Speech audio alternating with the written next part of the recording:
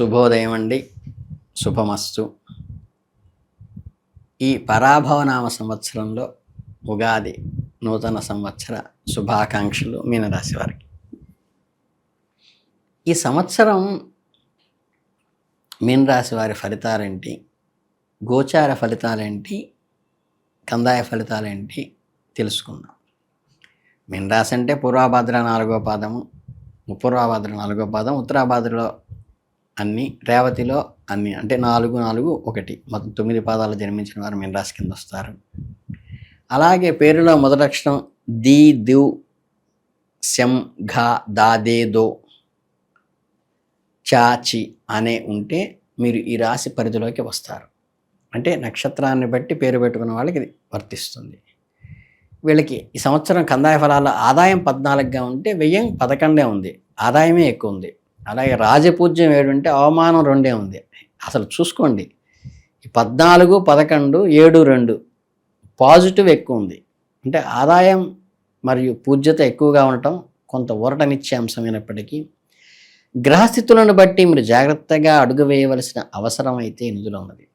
గ్రహస్థితులు గురువు జూన్ 1 నుండి వరకు అర్ధాష్టమ రాశిలోను, తదుపరి అక్టోబర్ 30 వరకు 5వ పంచమ స్థానంలో, తర్వాత ఫిబ్రవరి 24 వరకు 6వ ఇంట్లోను, సంవత్సరం అంతా 5వ ఇంట్లోకి పనిచేస్తారు. శని భగవానుడి సంవత్సరం మీ జన్మరాశిలోనే ఉంటాడు. దీన్ని ఏలినాటి శని కాలం అన్నారు, అంటే మిడిల్ 7.5 సంవత్సరాల్లో.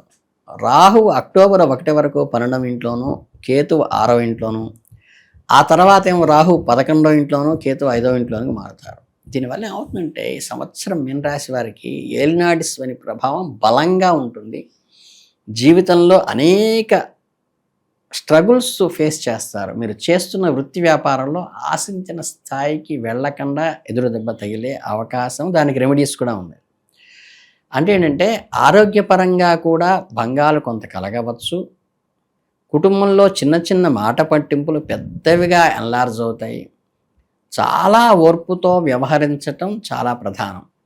ఏలినాటి ప్రభావం ఉన్నప్పటికీ కొన్ని రంగాల వారికి సానుకూల ఫలితాలు ఉంటాయి. రాజకీయ నాయకులకి పదవీ యోగం ఉంటుంది, కీర్తి లభించే అవకాశం ఉంది. ఆరోగ్య భంగం మాత్రం కలుగుతుంది. ఉన్నత ఉద్యోగులకి గృహయోగం ఉంది, స్థానచలనాలు ఉంటాయి, దూర ప్రయాణాలు వస్తాయి. అలాగే రుణాలు చేసే అవకాశం ఉంది. సామాన్య ఉద్యోగస్తులకి నిందలు పడతారు, దాయదులతో సమస్యలు వస్తాయి, కానీ కుటుంబం మాత్రం సౌఖ్యంగా ఉంటుంది.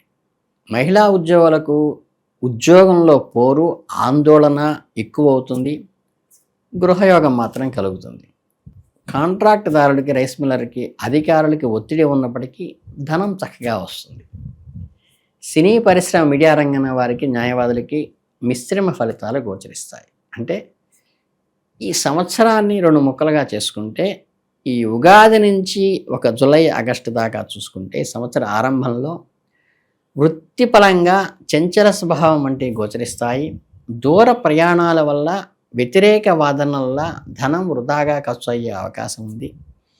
విద్యార్థులకు విద్యాభంగము కలిగే అవకాశం సూచన మాత్రంగా చెప్పబడుతోంది. కొన్ని సమయాల్లో లాటరీలందు, జూదములందు ధనప్రాప్తి యోగాలు కనిపిస్తున్నాయి. అక్రమార్జన సంపాదించే అవకాశం ఉంది. తొందరపాటుతనం వల్ల నిందలు పడే ప్రమాదం ఉంది. మనోవ్యధ, అప్పుల బాధ మిమ్మల్ని ఇబ్బంది పెట్టే అవకాశం ఉంది. నీచ స్త్రీ సాంగత్య సహవాసం చేయటం, విషకీటక భయము, ఫుడ్ పాయిజనింగ్ లాంటివి అవకాశం ఉంది. అయితే కుటుంబ సౌఖ్యం ఉంటుంది, ధన వృద్ధి ఉంటుంది, వృత్తి వ్యాపారాల్లో, ఉద్యోగాల్లో మిత్రత్వం కలగటం ఉంటుంది, గౌరవ మర్యాదలు ఉంటాయి. కాకపోతే అకాల భోజనాలు చేయాల్సి, అంటే టైం లిమిట్స్ చేసే టైం ఉండదు. కుటుంబంలో ఊహించిన అశుభాలు జరిగే సూచన ఉంది. అదే సమయంలో చక్కగా పెళ్లి సంబంధాలు కుదురుతాయి, శుభకార్యాలు చేసుకుంటారు. పారిశ్రామిక రంగంలో మనకి ధనప్రాప్తి బ్రహ్మాండంగా ఉంటుంది, ఆర్థిక వృద్ధి ఉంటుంది. ప్రథమార్థం చివరిలో ఆరోగ్య సమస్యలు కొద్దిగా తలెత్తే అవకాశం ఉంది. శత్రు బాధలు, అంటే మీ గ్రోత్ చూసి అసూయపడే వాళ్ళ నిందలు మీరు భరించవలసి వస్తుంది. ఇకపోతే ద్వితీయార్థానికి, అంటే ఆగస్టు తర్వాత వచ్చేసరికి, అంటే వ్యవహారాల్లో విజయం సాధిస్తారు. అలాగే శారీరక మానసిక బాధలు ఉన్నప్పటికీ తనలచిన పనుతులు అంటే ఏవైతే మీరు ఎఫర్ట్ పెడతారో, ఏవైతే ఎయిమ్ చేసుకుంటారో ఏమి క్యాచ్ చేస్తారు. ధర్మ ప్రవర్తనతో మెలుగుతారు. వినోదాల్లో ఆనందం పొందుతారు. వృత్తి వ్యవహారాల్లో వైరము, బంధువుల కారణంగా ధన వ్యయం జరిగే అవకాశం ఉంది. అంటే ఎక్స్పెండిచర్ అవుతుంది ఫర్ మై కంఫర్ట్, మరి మై ఫ్రెండ్స్, మై కొలీగ్స్ కోసమే చేస్తారు అవన్నీ. కొత్త ఆలోచనలు, నూతన కార్యక్రమాల్లో స్నేహితులతో కలిసి సంచరిస్తూ మంచి లాభాలు కూడా సంపాదిస్తారు. మిత్రద్రోహము, ఆరోగ్య లోపము, శ్రమ, ఈ మూడే కొద్దిగా ఇబ్బంది తప్పితే లాభం ఉంటుంది, గౌరవ మర్యాదలు ఉంటుంది, పదోన్నతులు ఉంటాయి. అలాగే బంధు సమాగమము, గృహ భూ లాభ విషయాల్లో చర్చల్లో పాల్గొంటారు. శ్రమకి తగ్గ ఫలితం రాలేదనేది కానీ ఫలితాల మటుకు పాజిటివ్గానే ఉంటే నెగిటివ్లోకి వెళ్ళవు. రేడియోలు, టీవీలు వంటి విలాసమైన కాలక్షేపాల ఖర్చు పెట్టడం, అలాంటి ఎక్విప్మెంట్స్ కొనుక్కోవటం కూడా ఈ సంవత్సరంలో చేస్తారు.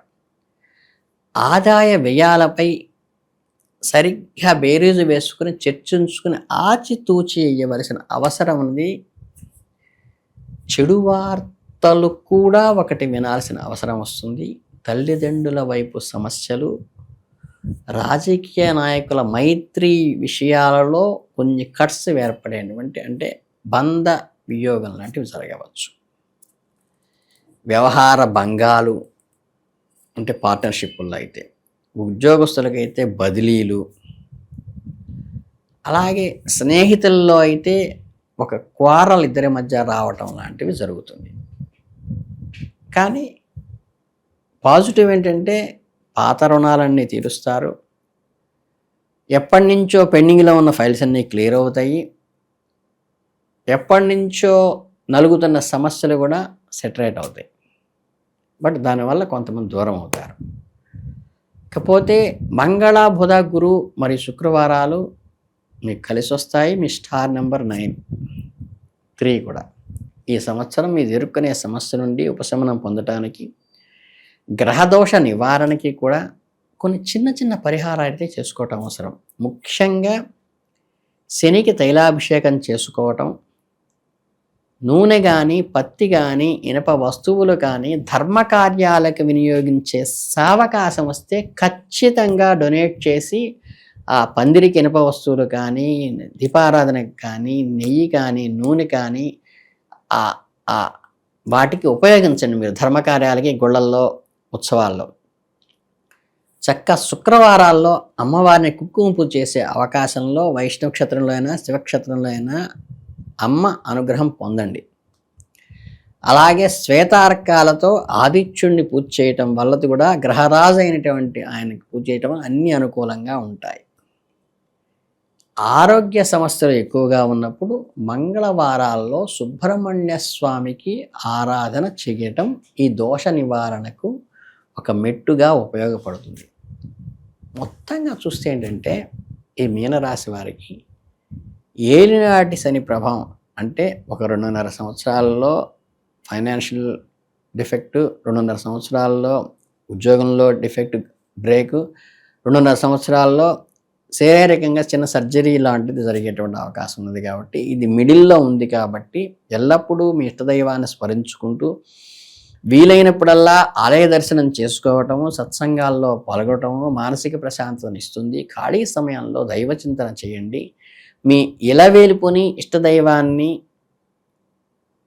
మీ గ్రామ దేవతను విస్మరించకుండా చక్కగా ప్రార్థించి కావలసినటువంటి మీ ఇతోధికంగా మీరు చేయవలసినవి చేయండి.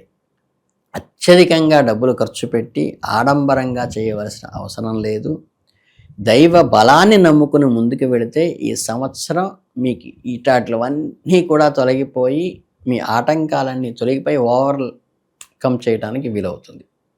అంటే వీటిని ప్రమాణంగా ఎంచకుండా సూచన మాత్రంగా తీసుకుని మీ స్వశక్తి పైన దైవ బలాన్ని నమ్ముకుని ముందుకి సాగితే మానసిక స్థైర్యంతో విజయం మీ సొంతమే అవుతుంది. ఎలాంటి శనిలో ఉన్నా సరే. ఎందుకంటే కందాయ ఫలాలు కానీ, ఆదాయ వ్యయాల్లో కానీ, మానవమానాల్లో కానీ మీరే పై చేయిగా ఉంది. కనుక మీరు చిన్న చిన్న రెమెడీసు మనస్ఫూర్తిగా సంతోషంగా ఆర్తితో గనక దైవానికి చేసి మీ కష్టము సుఖము మానవ మాతృడు కాకుండా దైవానికి, మీ ఇష్ట దైవానికి నిత్యార్చన చేసే మీ దైవానికి చెప్పుకుంటే మీరు అత్యద్భుతంగా ఆయురారోగ్య ఐశ్వర్యాలతో ఈ సంవత్సరం అంతా తొలదోగాలని మనస్ఫూర్తిగా ఆశీర్వదిస్తూ శుభమస్తు.